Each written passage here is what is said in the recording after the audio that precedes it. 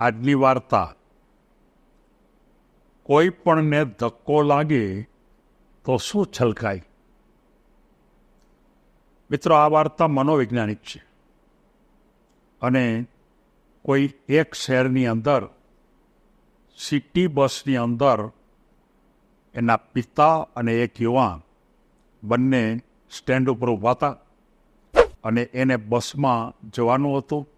કોઈ એક જગ્યાએ કોઈ પ્રસંગમાં કોકને ત્યાં જવાનું હતું. પિતા અને પુત્ર ઊભા હતા. પુત્ર માત્ર 12-14 વર્ષનો હતો અને બરોબર થોડી વાર થઈ તો બસ આવે છે અને બસમાં એટલી બધી ગળદી હતી કે આ પિતા અને પુત્ર એ બસમાં ઉપર ચડે છે, પણ બહુ ગળદી હતી, બહુ. અને ગળદીમાં એક પછી એક બધા અંદર ચડતા હતા અને ગળદીમાં જ બધા ઊભા હતા. પણ પેલો છોકરો છે ને એ એકદમ નિરાશ થઈ જાય છે. બરોબર એને જ્યાં જવાનું હતું ત્યાં એ ઉતરે છે સ્ટેન્ડ ઉપર અને એના પિતા એમ કહે છે કે બેટા, આપણે બાજુના હોટેલમાં ચા પી આવી, પછી અહીંયા આપણે જે જવાનું છે ત્યાં કદાચ આપણે લાંબો સમય થાય તો આપણે તકલીફ ન પડે. એટલે દીકરો કંઈ વાંધો નહીં, આપણે જઈએ. પણ પિતાના મનમાં પ્રશ્ન થયો કે આ દીકરો ઝાંખો કેમ પડી ગયો? આમ નિરાશા એના મોઢા ઉપર કેમ છે? એને કેમ કંઈ તકલીફ પડી હોય? આમાં કંઈ તકલીફ પડે એવું તો હતું નહીં. ઊભા ગળદી હતી એટલે બધા ઊભા જતા હતા. ત્યારે એના પિતા ચા મગાવે છે. ચા પીતા પીતા એના દીકરાને એમ કહે છે કે બેટા, તું કેમ ઉદાસ છો? આજે કેમ તારામાં સ્ફૂર્તિ નથી?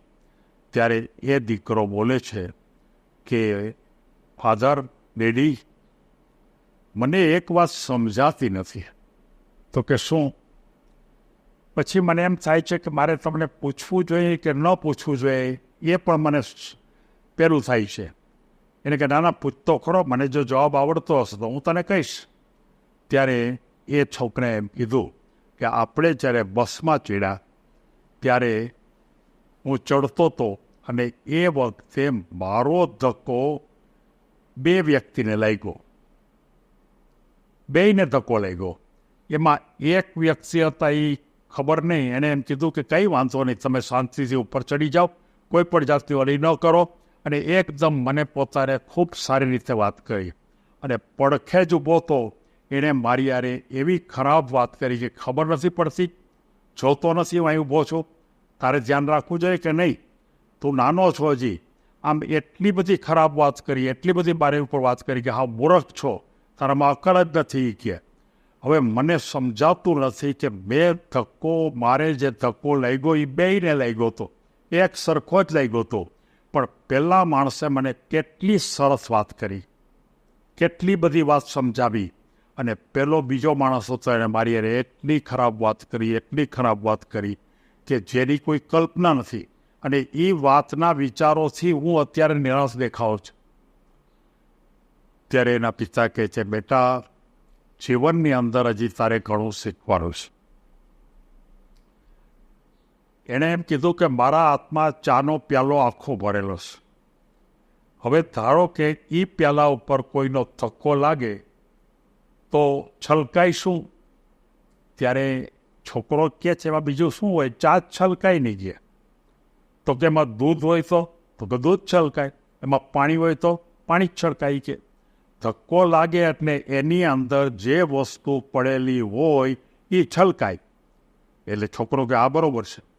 ત્યારે મારે તને એમ કહેવું છે કે તે 2 વ્યક્તિને જે ધક્કો લાગ્યો એમાં એક વ્યક્તિ છે એ સજ્જન અને એકદમ સારા વિચારનો હશે, અને એનામાં સારા વિચાર હતા એટલે તારો ધક્કો લાગવાથી એણે સારી વાતો કરી, કારણ કે છલકાણ. અને પહેલો માણસ હશે એ લુચ્ચો હશે, ખોટો હશે, એનામાં કડવાશ ભરી હશે, એકદમ ખોટું જ ભર્યું હશે બધું. અને એને ધક્કો લાગ્યો એટલે એનામાં શું છલકાણું? તો કે એ બધી નબળી વસ્તુ. એટલે કે એનો અર્થ એ થયો કે કોઈ પણ માણસને કોઈ પણ પ્રકારનો જ્યારે ધક્કો લાગે ત્યારે એનામાં જે હોય ને એ છલકાય.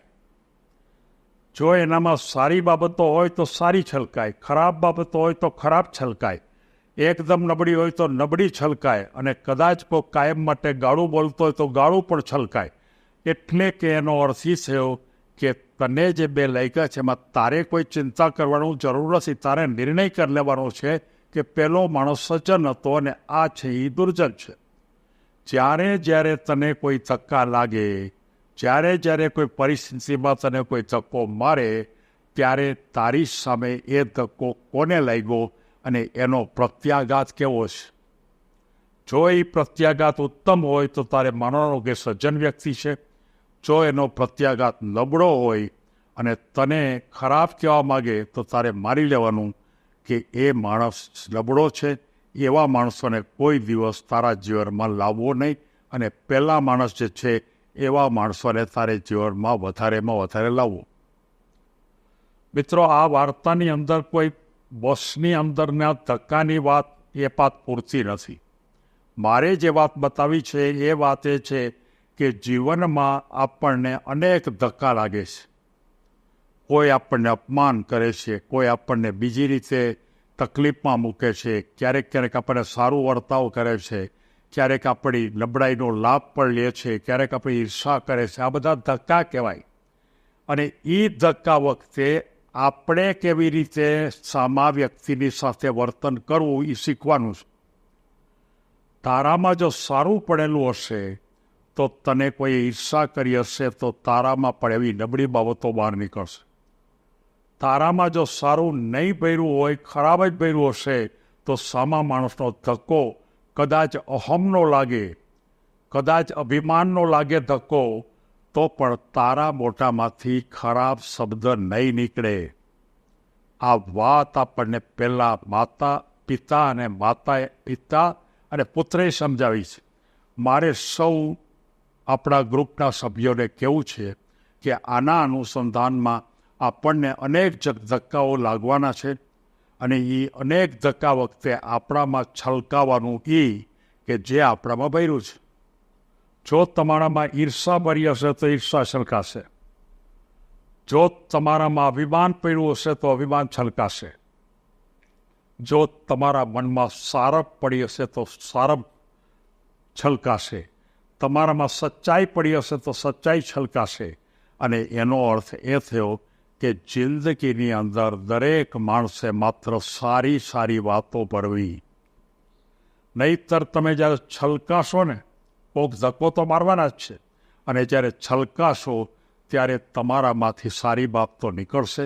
નહીંતર પહેલા માણસની જેમ નબળી વાતો નીકળશે, અને નબળી વાતો નીકળશે એટલે તારી આસપાસ તે જેટલા માણસો હશે એ બધા જ માણસોની અંદર તારી જે પ્રતિષ્ઠા હતી એ પ્રતિષ્ઠા જોખમાશે. દરેક માણસોને મારે સૂચન કરવું છે કે તમે જ્યારે ધક્કા લાગે ત્યારે તમારામાં સારી બાબતો છલકાય એ માટે તમે રોજ ને રોજ સારી વસ્તુઓ ભરતા રહ્યો.